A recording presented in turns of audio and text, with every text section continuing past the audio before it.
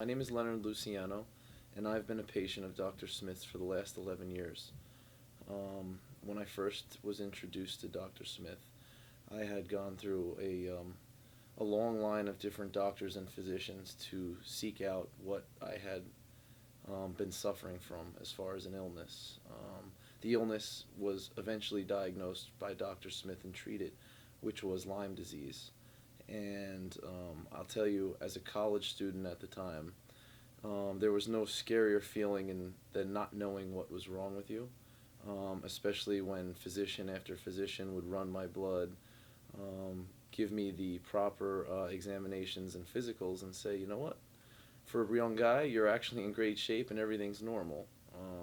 You could see how that could actually take over psychologically.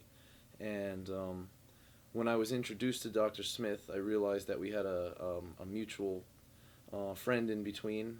I have an uncle who's a cardiologist who worked for several years at St. Michael's Hospital in Newark with Dr. Smith. Um, Not to say that that was any reason why Dr. Smith has treated me any differently over the years, but I can say this.